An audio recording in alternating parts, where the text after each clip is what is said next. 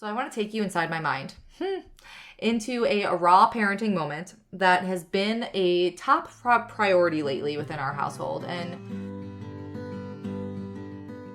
hey, beautiful, welcome to Naturally Empowered Living, your safe space to guiding you on your unapologetic self-awakening journey. This is your weekly sanctuary for waking up from autopilot and transforming the way you approach life through the power of meditation, energetics, and root cause therapy.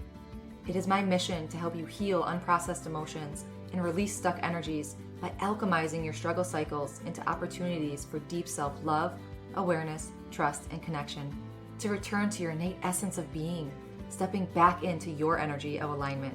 Because here, we honor all parts of ourselves, the messy and the magic, the shadows and the light, embodying all parts that make you, you. So if you are ready to get to the root of cultivating real change, get cozy, grab your journal and maybe favorite crystals, and let's discover our power within together. Hello, beautifuls, and welcome back to another episode of the Naturally Empowered Living podcast. This is your host, Jenna Smith, and let's jump right in because I just want to start with this.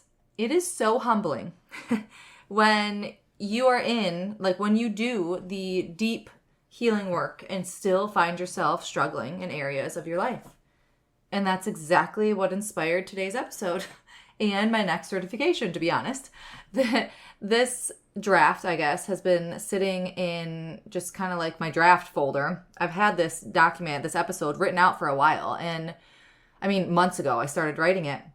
And it just never felt like the right time to record it. And the thing is, the biggest expert or the most calmest shaman or the most in-tune healer or any person on this planet is still human, which means we still have trials and hardships and overcomings. And it's hard to accept sometimes.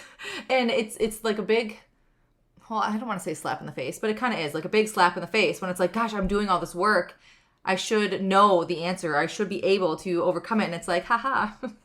We are ever evolving, ever realigning back into our soul's essence or aligning to our soul's essence. And in full transparency, this episode, I mean, I've had this draft written for a while, but this episode is still going to be a bit of like a brain dump, a little messy and very real.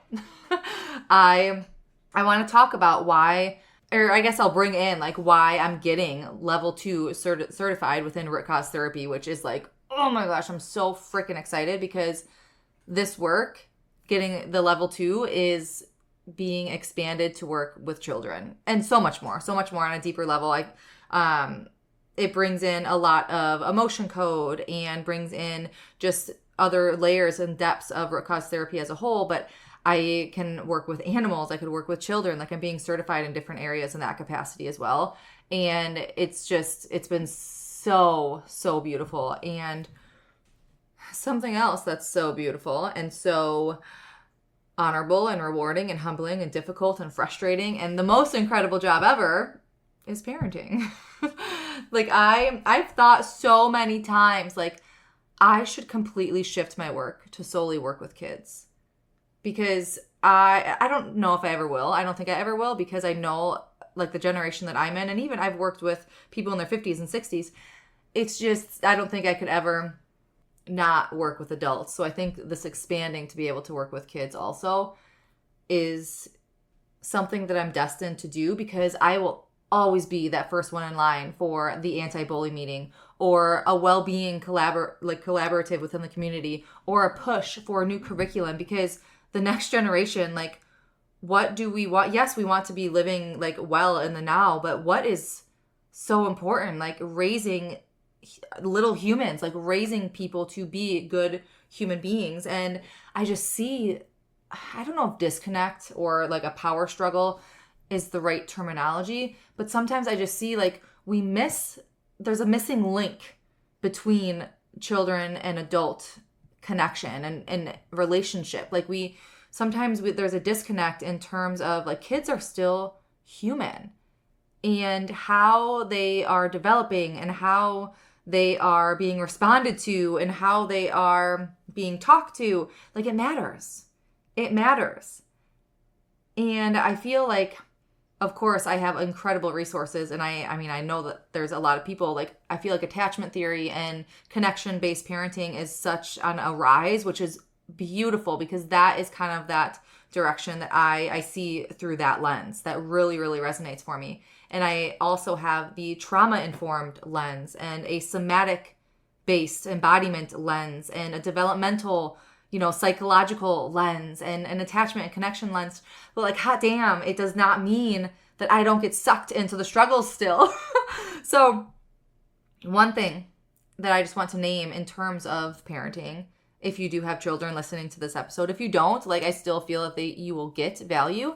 If you are a leader in any capacity, if you are a caretaker or are in any sort of career or just in collaboration with anyone, I do feel that you can still get a lot from this episode. But if you are a parent or anyone listening to this episode, I really encourage you to be kind with yourself as you listen, because I will be the first to admit, when I responded in a dysregulated nervous system state and I raised my voice or had a not so nice tone with my children, like, I am the first to admit, like, I feel so guilty. I have that pit in my stomach, that tightness in my chest. And of course, like, there's power in repair, and we're going to get to that in a second, but it hurts. Like, it hurts so, so hard for me. Yes. But like, I also like feel for my kids too. And oh gosh. So anyway, just to be kind with yourself, because it's so easy to put a label on ourselves or feel like we are messing our kids up, or that you lost your patience again, like I just said, or, that you feel that you're failing them, or you're not doing the best yourself, or whatever, insert your why you're not being kind to yourself here. I hope this episode can give you tips and insights into how to not only take that step back and find your grounding and your regulation again, but also to find the compassion for yourself in the process. So I want to take you inside my mind into a raw parenting moment that has been a top priority lately within our household. And just prefacing for the respect and the energetic exchange, the entanglement with my children, everything that I'm talking about is coming from a heart-centered space filled with integrity and humbleness. Humility might be the better content, fit there. Love, and just knowing that my children are good people, such good people. And my intent is not to come off as blaming, shaming, anything like that. So, real life scenario that's been weighing on me so much lately is the dynamic between my two children. It's just been so, so hard. My oldest has been a bit of a bully to our youngest. And you're, oh yeah, it's just sibling rivalry, sibling this, sibling that. I don't agree with that. Like, I understand. What I agree with is we are all our own individual people. What I don't agree with is any sort of name calling, blaming, shaming. Like, that's just something that we don't do to anyone, right? You hold respect and kindness for everyone, even if everyone, they might not be your friends or your cup of tea or whatever, but you still hold that kindness and respect for everyone. And of course that goes with, people within our household too. So that's kind of what I started with, with the words that we use to ourselves and others, it matters. Or I would say, like, I will not let you talk that way. Just like, when they went through like the hitting phases when they were younger, like, I will not let you hit. That's just like setting that boundary. I will not let you hit. My job is to keep you safe. Same thing with words. Like, words to one another is also keeping you safe, because harmful words hurt. So in this house, we have morals, and we do not hit. We do not kick. We talk with respect. And it was just really tearing me up inside. Not just because of the behavior itself, knowing that the why, or wondering what the why was behind the behavior. Like, why is he acting this way? Like, what is it? Like, what's hurting inside of him? What is the root behind that? Because I personally, I would love to have a fly on the wall, but it's like, we don't talk like that to each other in our household. So where is this coming from? But then also the ripple effect of, what that teaches her, what that might create within her nervous system, the youngest one, being the recipient, or like being the receiver of those words, how it will affect, their bond moving forward. And also going back to, the bullying itself, like that root within there. I said, okay, we don't talk like that within the house, but it's like, okay, what's the protective mechanism here? Like, it doesn't so much have to be, oh, he's just modeling what he's seeing, maybe, from me and my husband or whatever within the house. It could be some other protective mechanism. Like, what is it that and this is how my mind spirals so quickly, what protective mechanism is he, using, and it's projecting on her because, he's older than her. So there's so many different dynamics that I'm just like, oh my gosh, like my mind spins. So of course I do what I do best. I zoom all the way out. Again, like come at it from all angles. I dive deep into research, reflection, read up on everything I can, take every, different perspective that I can find. And I find what resonates with me. And sometimes I, make my own makeshift of different perspectives. Because everything, I say this all the time on the show, down to the core, everything comes back to the same principles. Like everything comes back. Everything is rooted in love, for example. Or like there's so many common principles. So many, since we're speaking of parenting, so many parenting principles are very similar. They just have different terminology. Yeah, they might have different approaches, but all said and done, like there's a lot of the same core principles. So again, as always, I, grabbed every perspective, really resonated my specific situation, what feels aligned for my family. And then I moved forward. And that's just so me. Like I'm not here for anything surface level. Like I'm always looking. And that's just, so it's always been something that I do. I am such the investigator of everything. And then I take that next step and find what feels right and aligned to me or my family. So, I started really paying attention to dynamics, to their relationship, to our household dynamics, to interactions, just observing everything. And here's what happened.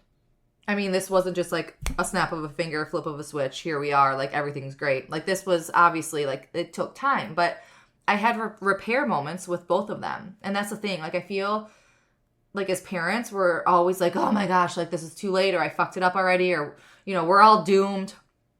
But repair in parenting is magical. And if you don't know like what repair is, it's like, okay, you did have a heightened conversation, or you did yell, or maybe you said something you didn't mean, or just something in terms of you're like, I came at that from a dysregulated state. I was not calm in that situation. I could have handled that in a different way.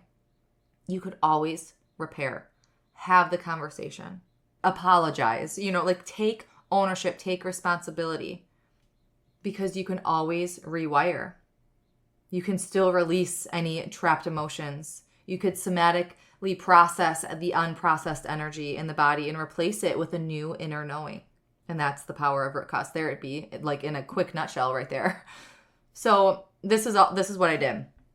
Kind of like a step-by-step flow over time, progression of what I did. So with my oldest, who is 6, I always came at it from a regulated state myself.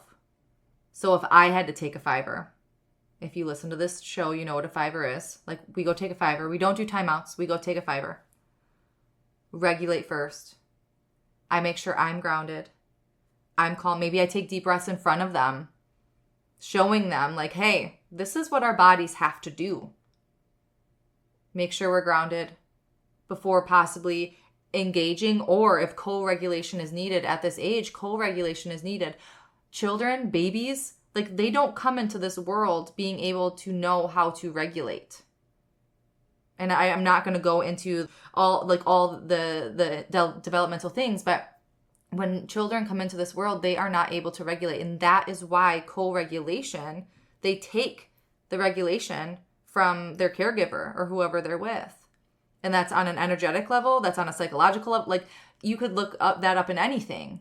Their nervous systems actually entangle, if that word resonates, or they take our nervous systems from us, and that is how they co-regulate.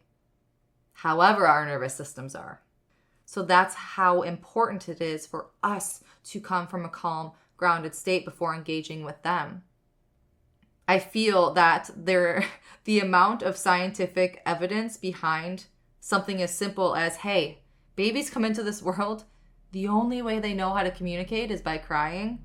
So let's take from a calm nervous system, parent, and teach them until they learn, until I want to say it's in their early toddler years when their autonomic nervous system comes completely online. The beautiful vagus nerve, which is how we experience regulation through our ventral vagal complex, completes its development within those early years. Now, I mean, don't mishear that. Like, the whole frontal lobe of brain does not develop until their mid-20s, or until our mid-20s as humans. So, I mean, there's a lot going on in our development as humans. But for the sake of this, like, kids feel our energy first. Like, that is energetic entanglement. So our calm presence, our self-regulation, our regulation ourselves sets the tone here.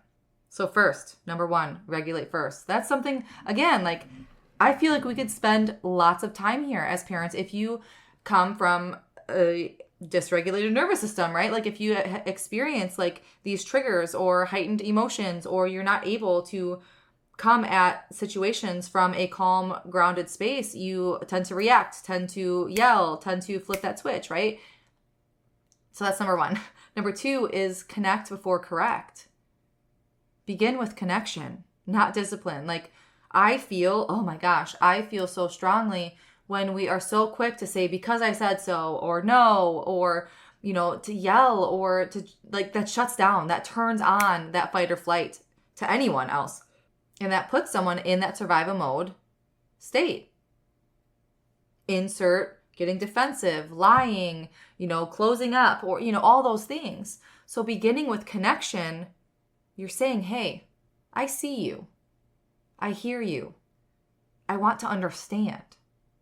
Number three is validating a feeling, not the behavior.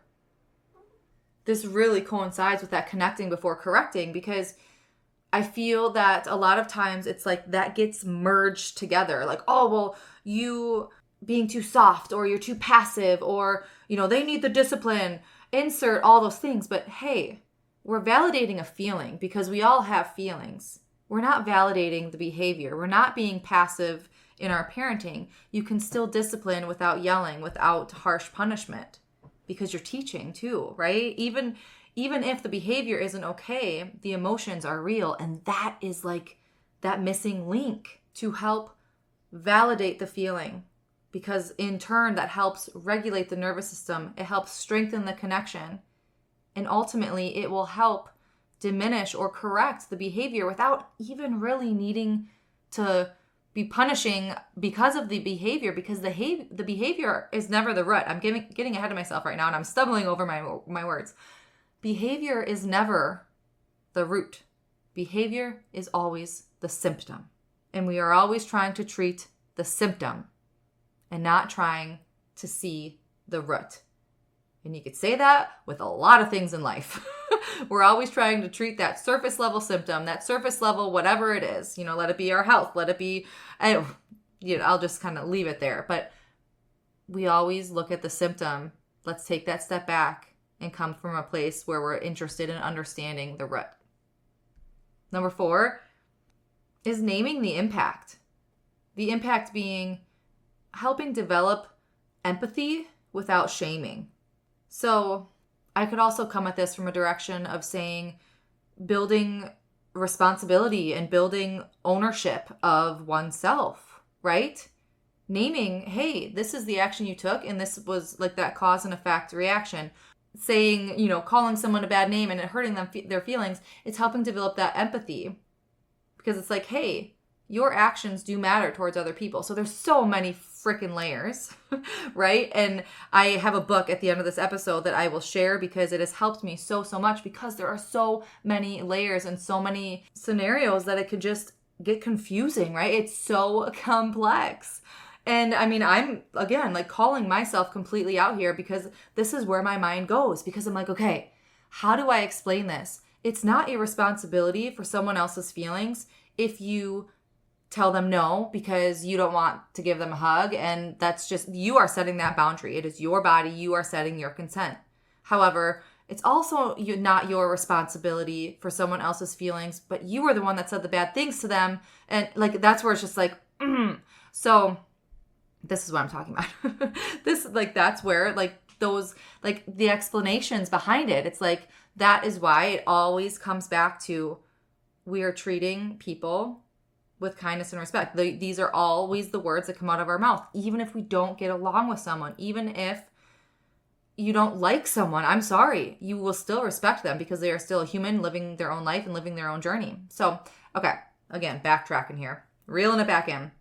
Number 5 is offering solutions, like giving tools. Next time you feel angry, what else can we do? Can we take a step back? Can we take a fiver? Can we take a few deep breaths? It's creating that pause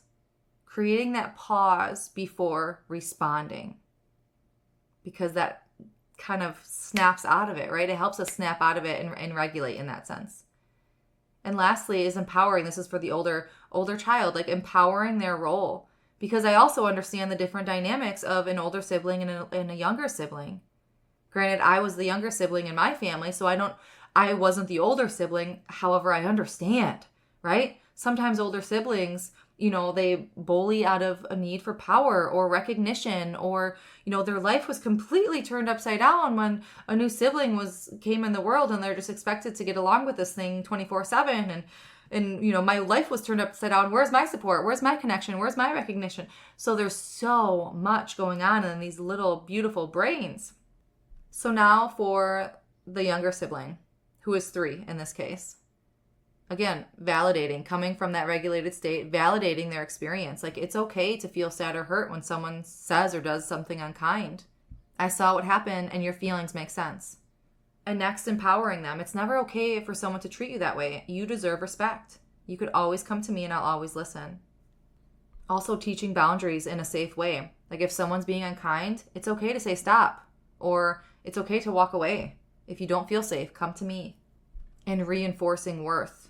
Just like empowering the role with my oldest, like I'm reinforcing his worth in that respect also. And then with the youngest, it's like reinforcing the worth that's saying like you are smart, you are kind, since they were getting like the verbal, bullying or whatnot. You are loved. Nothing someone says or does can change that.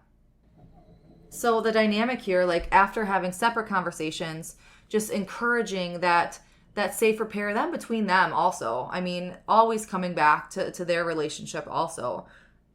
And calling out like, hey, we all make mistakes and what we do after also matters. And is there anything that you want to say to your sibling? And just along those lines, because the big picture here is modeling the emotional awareness on both ends, the boundary setting on both ends, and the repair. And offering outlets for both the older child and the younger child, and offering that safe space for everyone in the situation to express emotion safely, because it was 2 different scenarios under one household, but they were like on both ends of the scenario, right? And I'm sure if you're a parent, like you've been in this power struggle, right? And maybe you don't think as deeply as I do, maybe you do. And I hope regardless that this episode resonates in some way, because working with kids is a little different. And I mean, to note, I'm not a psychologist. I'm not a child therapist. I'm a mom who's deeply passionate about understanding how we work as humans, and the work that I do with, working with adults through somatic embodiment, through root cause therapy, through energy healing, through emotional release. I'm a forever learner and helping people process their emotions now rather than carrying them for years like so many of us do. So working with kids is a little different. Because again, like I said earlier, their prefrontal cortex isn't fully developed. So many parts of their brains aren't fully developed yet. However, the psychological, the science component, is the same as the energetic component. That the instant an apology is made, or a conversation is had, or validation is made, or feelings of being heard is made, or a connection is made, bam, like instant softening of that child. So allowing that space of connection versus the power struggle of parenting, saying for the millionth time, like, please don't talk to your sister like that. Trust me, I've been there. This is also what my son shared with me. Like, he told me he didn't want to go to school early anymore, that some kids were being mean to him. Ding, ding, ding. Like, we're getting to the root cause here. We're finally opening up. We're breaking open that protective mechanism now. And now he feels safe. He feels regulated. He feels connected. Let's talk about this. Now I have that situation to work with him, of course, and then also to be able to correct that emotional charge that's being redirected to his younger sister. So that moment right there, helping him regulate, feel the feelings in his body, name them, feel them, connect the emotions to the behavior. My gosh, it helped him make so much sense of his behavior then. Because he's also told me oh my gosh, he's such a sweet soul. He's told me sometimes, like, sometimes I just get in the state and I don't know. Like, I don't understand why I say the things or do the things I do. It's like, baby, you're in fight or flight. Like, that's what that's called. So that's also like a simple concept within root cause therapy, is making that connection with yourself, with your soma, your body, tapping into your inner wisdom to connect, to make that connection, to heal what is stuck or unprocessed, for it to be released and rewired. And I mean, going back to Jace then, like I could help him, build his confidence and work with him now through being on that receiving end, of someone being not so nice to him, also uncovering the many layers, gosh, of social and self interactions. And then to go to my youngest, who looks up to her older brother like he's the entire world. I'd never want her to grow up thinking that this is what love looks like, or that being mistreated is somehow normal. Again, like, this is completely raw, transparent episode right here, like getting into my brain and how like that spiral works. And I'm not saying like she's the perfect angel either. Like, I prefaced this episode also, this is all coming from complete love. But for the sake of this episode and this message, I'm going to just leave it with this one example within my life to help hopefully bring it full circle with you. So now, working on both of these ends, helping my oldest process and understand his feelings, which result in a behavior. And then the youngest, helping my youngest stay empowered and seen and emotionally safe within the specific example.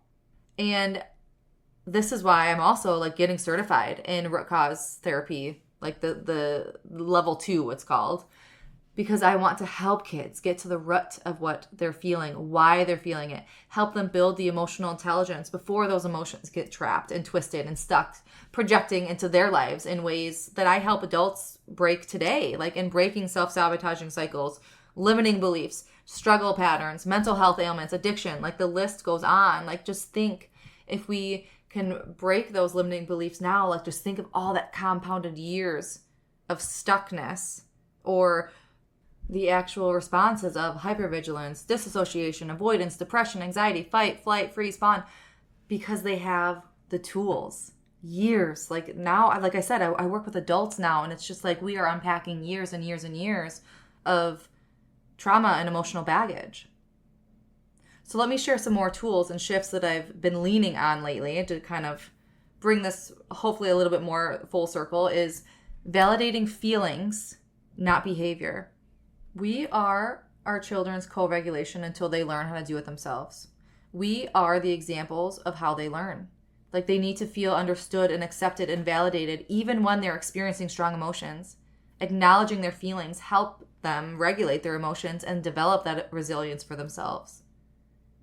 And behavior is a symptom, not a root. I said this earlier. There's always something underneath. Challenging behavior can reveal a child's unmet needs or challenges that they're facing, or an emotion behind an emotion. We've talked about that a bunch on this show before. Understanding the root cause of the behavior allows us to offer more support and understanding and tools to help them. And it's never too late to reconnect, to repair. Like, embrace the power of neuroplasticity. Repair is one of the most powerful parenting tools that we have, because we are never perfect. I shared that earlier. We get triggered. We lose our patience too. Like, we re-enter situations with a dysregulated nervous system ourselves. Like, our brain's ability to adapt and learn throughout our life is so untapped. So untapped. And I encourage us all to embrace that potential to rewire for ourselves and our younger generation. And then that could help, their rewirement, for their development, for their inner wisdom, and for their truth moving forward within their lives. And connection over correction. When a child feels safe, they can regulate. Strong child-parent relationships are crucial for their well-being. And it's our job to create that safe space to help them validate themselves, to know that their feelings aren't bad, to know that they're not scary. So they're not going to shove them under the rug and suppress them for years and years. to offer them a nurturing environment where they could feel loved and supported and understood even through their big emotions. And focusing on a process, not an outcome. I really didn't share this yet, but this one's big. Instead of praising children solely for accomplishments, and okay, I feel like this might get a little bit of backlash. This might be a little polarizing topic. I'm not someone that agrees with like handing out medals to everyone on the sports team. I do understand a little bit of competition. However, focusing on our actions, focusing on the process, focusing on what we have control over, not the outcome. So instead of praising children solely on accomplishments, let's acknowledge the hard work that they do, the effort, the dedication, the commitment that they have, because that is going to help develop a resiliency, a growth mindset instead of a fixed mindset. They feel that they're a failure if they get a B on a test, or they feel that they're a failure if they lose a sport or whatever that might be. And lastly is teaching self-regulation. I mean, this is developmentally age, specific, I guess. It depends on age, but I mean, helping children develop strategies for managing their emotions and calming themselves down, taking that pause, empowering them to navigate difficult situations, because our kids need strategies. And also more than that, I mean, this is like that gut check. They need modeling. They need example settings. And that also means, sometimes owning up when we mess up too, right? So you know what? Like I tell Jace this all the time. I'm like, you're going to know more about emotions and self-awareness than probably half of the adult population. Oh my gosh. But it's so true. Like I want him to feel confident in how he feels, be confident within being himself. And of course, telling Jalen this, my youngest, that's going to come soon too with time. But I mean, that's a pretty big concept to share with a 3-year-old right now, in my opinion. So if you do want advice from an expert, a child psychologist, Dr. Becky Kennedy is like seriously my go-to. Her book changed my world. I bought it on audiobook. I listen to it whenever I'm in the car. I know she has a podcast. I know she has Instagram. I know she has courses and all those other things. But her book, I mean, I've been following her probably for years, like since Jace was born on Instagram. And I would always grab like little tips and tricks. But I mean, her book, I just love how it is like formatted. It's formatted in 2 parts. The first being like the psychology behind it, her principles, explaining her method, a lot of the what and the why. And I'm such a nerd and a geek over that type of stuff. So I loved it. But like part 2, I feel like is almost even better because like that is like the what, why, and the how. Like she gives actual tangible examples, run-throughs of so many different scenarios of like how to handle not listening, emotional tantrums, aggressive tantrums, rudeness, defiance, whining, lying, like so much more. She keeps the why and the psychology part also in part 2 also. So, I mean, I suggest this book to every parent. I love her dearly. I don't know her personally. I would love to have her on the show. And this episode is not promoted for her or endorsing her by any means. I love sharing what I follow, what I use, what I love. And check her out if that resonates, or heck, like if this episode resonates with you, I would love, because I feel like so much was jam-packed. I don't share a lot of episodes on this, and as I'm like looking at the time, I'm like, this probably could have been chunked out into a couple episodes. So thank you for still being here with me, because I know our episodes are quick and like short and sweet and 20 minutes, and here we are. Here's the tip, here's the tangibility, whatever, here we go. This one's a little longer, so thank you for being here. And to close out here, I know in the moments we get so focused, like in the moment, like on the behavior, right? But I want you to like, for you also to encourage you to take that pause. It's not your child being disrespectful or unkind or not listening or whatever the situation is. I truly believe it's an unmet need, a lack of connection, there's a rut underneath the behavior. And by golly, I know how difficult it is to not react. We get triggered, we lose our patience, insert, your thing here. And so often, adults say, oh, just wait till you're a grown up, then you'll have real problems or something along those lines. I feel like I just shared this, in a recent episode, and I get it. But I also think like childhood is so hard in its own way. Like how we support our kids now is shaping the adult experience that they are going to have one day. It's shaping how they're going to act, how they're going to respond, how they're going to feel inside, right? And we're good inside. We are all good inside. And no one deserves to be belittled, shamed, blamed. We all deserve to be honored and validated with whatever we're going through. And I understand, I know I said it before, like there's so many different layers in terms of like different scenarios, but there's also layers of their school and peers and community and so much more. But their home, their caregivers, their loved ones, like they are their safe space. You are their secure attachment. You are their connection and their greatest teacher. So by you doing your life's work, by learning how to hold and come back to your regulated nervous system, to hold the emotional safety and space and awareness for yourself and your feelings, to be aware and understanding of yourself and your children, to heal your stuck energies and unprocessed emotions, also, known as the stored traumas within your body. Please remember, again, like going back to the beginning of this episode, like be kind with yourself. We are not perfect, but to be present and to be honest, to take ownership, to offer a connection, to be willing to be human next to your kids,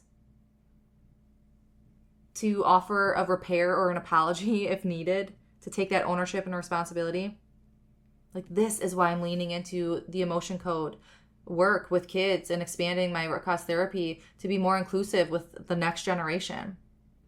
We all come into this world pure. We don't come into this world knowing how to suppress or harm or lie. Like we learn it. We build protective mechanisms within us. We build our response habits and triggers because of our experiences. And the beautiful thing is, like, we could unlearn it too. We could rewire, we could rewrite. So if this episode spoke to you, like, I'd love to hear your thoughts. Like I said, I could probably have made this into 2 or 3 different episodes. I feel like I could dive so much deeper in so many different areas. So shoot me a message, tag me in your story, send me a DM. I want to know how you're navigating emotional awareness within your parenting. Any tips are greatly appreciated. And it's just, I love learning about, I just feel, I'm like, I could dive into a book and like be here for days. Like, I just want to learn all I can all the time. And I'm like, hey, Jenna, let's live in the present moment here too. So also, if you're curious about root cause therapy for yourself, it could start with you. Like energy, again, bringing in that entanglement. Energy works in that way. Like you can heal past generational cycles, diminish them from reaching future generations. And also possibly find and release patterns within your life, possibly within your parenting that is triggering you now, into reacting in whatever state that you react in, or triggering you in whatever your triggers are, to release what you've held on to from your past and create space for how you innately want to be leading. So thank you so much for being here and for holding space for these deep, honest, completely vulnerable, real, raw conversations. Nothing is more important than raising my children. And I know that you feel the same, and I just want to help them in a way that they want to be helped and understood. Until next week, as always, simply be you. You have everything inside of you to learn your energy of alignment and be unapologetic in who you are. I'm sending my love and so much light. Did you find this episode free or empowering? Please read my review. Tickle, boop. Thank you for spending the sacred time with me on Naturally Empowered Living. If this episode brought you closer to stepping into your energy of alignment, I'd love for you to leave a written review and share how this show has supported your journey. Your feedback truly lights me up and helps others find the space of transformation. And sharing it with someone who might need it spreads the ripple of healing even further. Be sure to check the show notes for ways to connect with me and explore personalized healing sessions and mentorships to deepen your self-awakening journey. Thank you. I appreciate all you are and all you do.